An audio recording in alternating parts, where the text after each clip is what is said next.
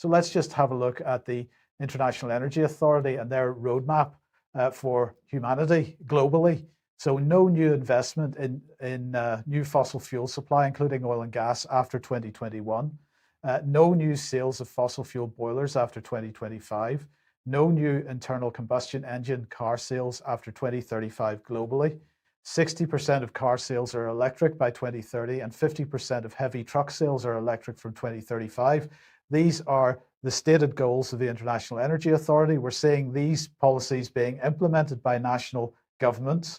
Just to let you know what OPEC said in response, for many developing countries, the pathway to net zero without international assistance is not clear. Technical and financial support is needed to ensure deployment of key technologies and infrastructure.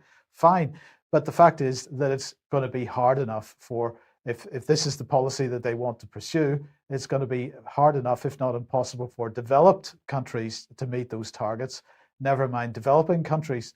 So what are the chances that developing countries are going to meet those targets? They're as near to zero as makes no difference. And then we've got this, because in the race to zero, we are mining rare earths, we're mining cobalt, particularly cobalt and lithium. And the situation in Africa over cobalt is absolutely obscene. And so this article here from Deseret News saying, "Are children dying like dogs in effort to build better batteries?" And the answer to that is absolutely yes. It's disgraceful what's going on in Africa with the cobalt mines and the lithium mines and so on. Let's bring back this report from the Global Warming Policy Foundation, Electrifying the UK and the Want of Engineering, and remind you what this says, because it says that equivalent energy stored in conventional car filled with approximately 10.5 gallons of gasoline, an EV needs a battery the weight of at least half a ton at present.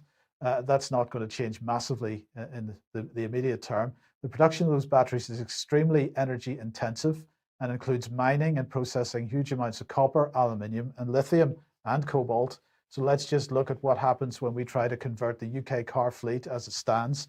We need 200% of the annual global production of cobalt, 75% of the annual global production of lithium carbonate, 50% more than of the annual global production of copper, and around 100% of the annual global production of neodymium. So these products have to be mined. Where are they being mined from? Well, mostly Africa.